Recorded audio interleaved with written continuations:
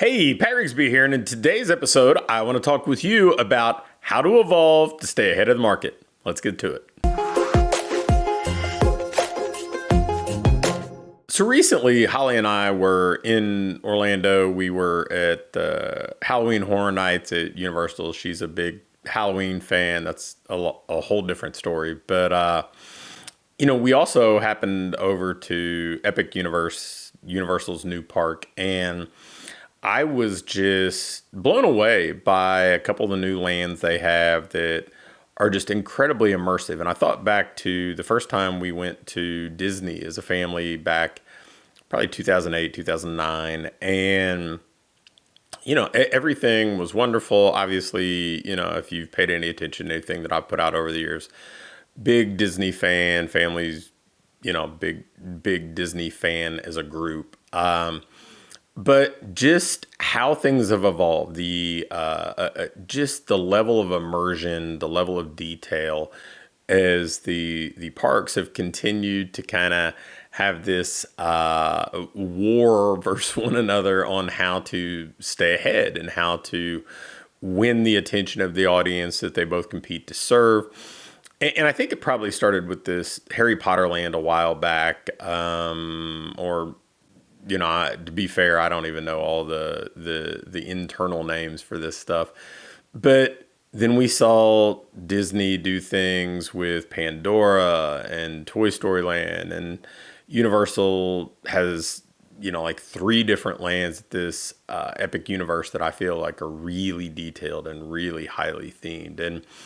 And I thought about how when we first went, the buildings had some level of detail and you felt like you were in a different place, maybe a different time.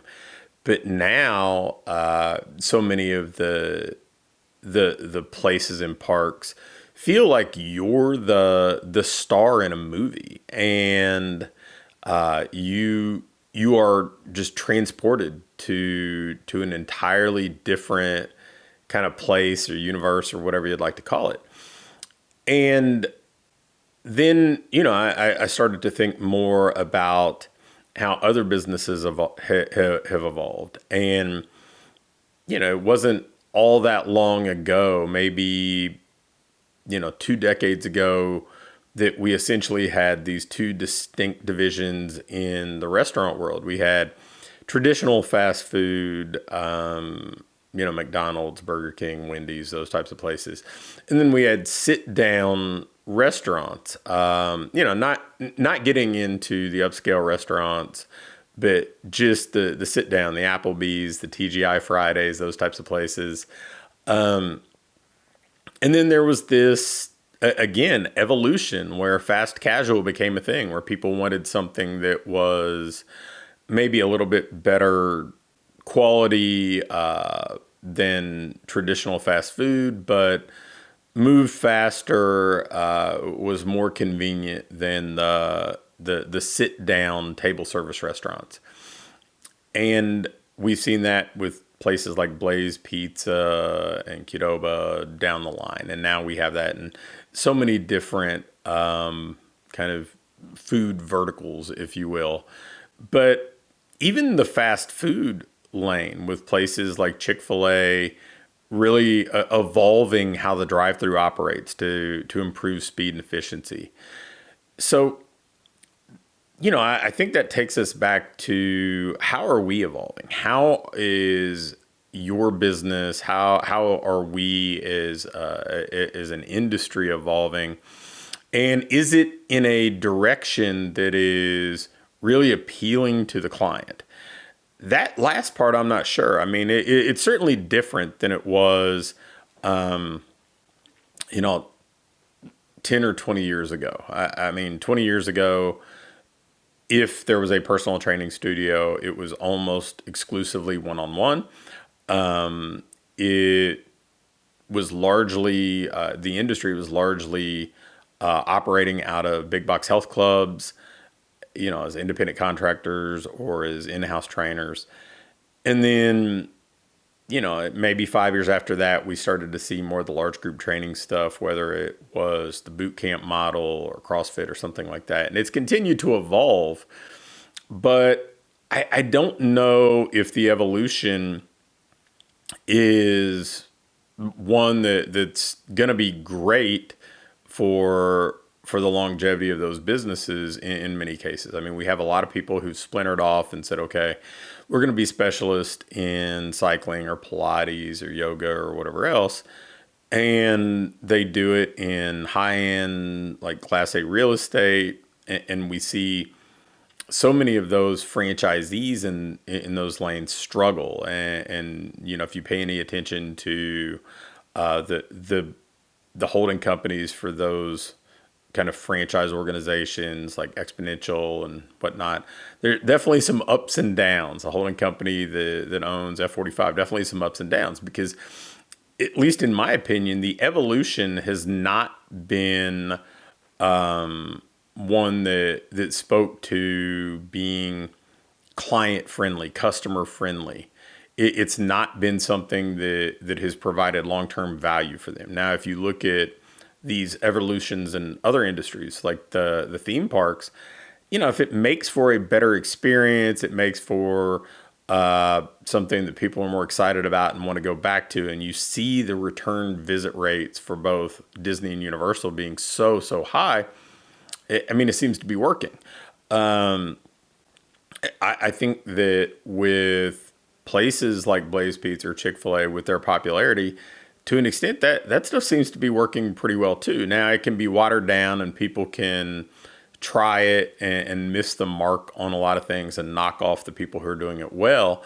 But in fitness, the attrition rates at a lot of these places that are, supposedly evolved are pretty high.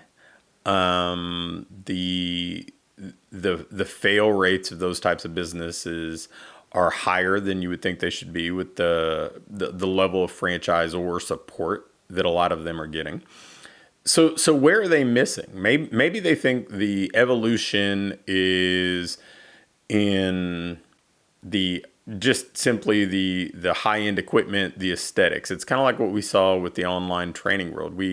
Sometimes we think maybe evolution is so much more technology, so much more flash, when the evolution often should be built around, what do we know that people care about, right? They care about convenience. They care about value. They care about outcomes, results, experience. They care about being made to feel important. They care about being connected to one another. And very few of the ways that businesses in our industry have evolved really hone in on those things. They've tried to evolve in so many other ways that I think are appealing, sexy at first glance, but they're not great for they're not great for the client long term. And so eventually that kind of that novelty wears off. So if you're thinking about how to adapt and how to evolve to be successful in the upcoming year, in the next 2 to 5 years, I would encourage you to go and study other businesses. I think most of my best learning has come from studying people and businesses outside of our industry. Because if you study everything inside our industry, you're kind of just doing what's happening now, right? You're not looking at how you can be better, how you can be different, how you can evolve. And then when you're considering your evolution, think about it through the lens of the person you're going to serve. How are you making their life better? How are you solving their problems, helping them achieve their goals, and speaking to the things that are going to be relevant to them for the long term, the things that I just talked about. Because if you want to evolve, that's the way. And if you think about the businesses that have evolved and been successful over the last decade or so, that's really kind of where they've made their mark. They spoken to these things that have been true of people for way longer than a decade. I mean, so many of the things that I just touched on, people being, desiring to feel important, them wanting to have convenience and value and all those things. You could have said the same thing about people 100 years ago, and you'll probably be able to say the same thing about them 100 years from now. So if we can kind of steer our innovation and evolution towards that, we're going to be so much better off. So I know that's a little bit of a winding story to get there, but I'm just always fascinated by how businesses evolve to gain or at least maintain market share to better serve their clients or customers or patients, and to stay relevant in an ever-changing market. And if we're not being observant of that sort of thing, if we're not paying attention, then you look up in a year, 18 months, 2 years have passed, and you've gotten left behind by the people who have been doing that. So if you want to be better, you have to evolve.